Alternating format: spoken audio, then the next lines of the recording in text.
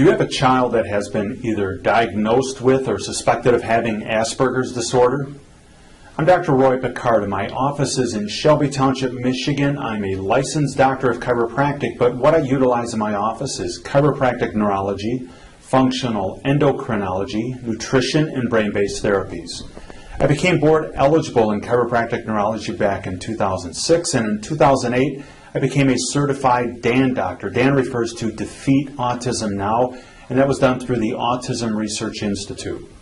My specialized postgraduate training, along with my 22 years in practice, is really important when it comes to working with children who have been either diagnosed with Asperger's or suspected of having that. Now I'm going to explain to you how the care I offer allows them to reach their optimal level of physical, mental, social, behavioral, emotional, and academic performance. Concerns with children diagnosed with Asperger's disorder are generally speaking in regards to the nonverbal or lack of social understanding. Often these children will become frustrated with the inability to express themselves and with the inability to feel that they are being understood.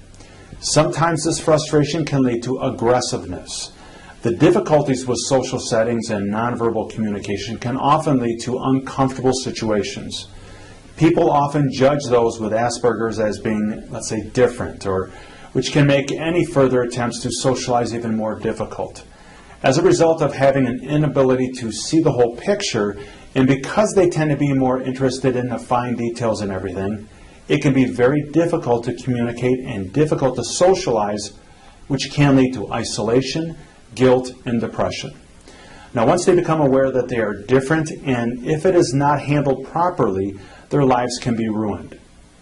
Often, children with Asperger's lack the fluid grace or coordination of others their age. Depending upon the age of the child, they can often become the target of teasing, abuse, and bullying. Of course, most parents are thankful that their child is not severely autistic. However, they still share in the pain that their child experiences. Now, what, if anything, can be done for these kids? When you look at the brain as two hemispheres, the right and the left, we begin to understand that each hemisphere is associated with different tasks or characteristics. In other words, one hemisphere is more associated with fine, detailed, analytical types of process, whereas the other is more involved with social, nonverbal communication, big idea types of thinking and processes. These children, along with others on the spectrum, have a common finding. It's known as the functional disconnection syndrome. The functional disconnection syndrome describes how a hemisphere or an area of or lobe of the brain is not working to its full potential. And as a result, it is not firing in the same frequency as the other areas of the brain.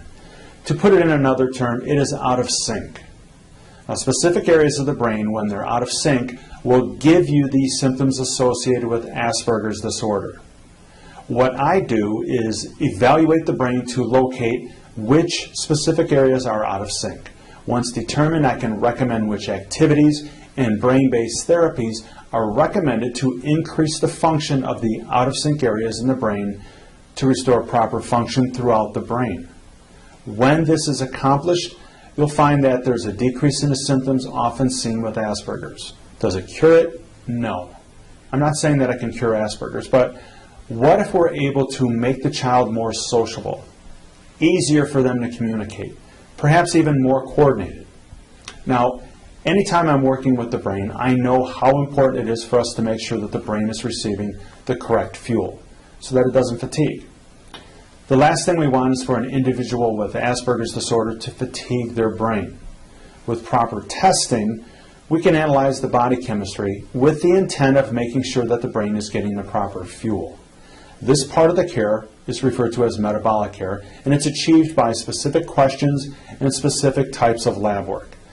Understanding what nutritional deficiencies exist in the body will allow you to change your child's diet to allow specific areas of the brain to function at their optimum level, allowing your child to then express their true potential, whether it's physically, mentally, socially, academically, and behaviorally. Now, I realize that I've given you a great deal of information, and to make it more personable to you and your child, I'm recommending that you call my office to set up a free consultation so that you can get a better understanding of what I do and how this type of care may be beneficial to your child. You can call my office and my friendly staff will schedule you a convenient time. And for this free consultation, I actually prefer that you do not bring your child with you. It'll be better if we talk uninterrupted, where you can pretty much tell me the specific problems that your child is facing, as well as the concerns and questions that you have. I always recommend that both spouses attend if possible. Now, if after the free consultation, if you and your spouse are interested in bringing your child to the office for me to spend some time with them and perhaps perform a few non-invasive tests to see if they're a candidate for the care that I offer, well, then you can go ahead and schedule a time for the $27 screening.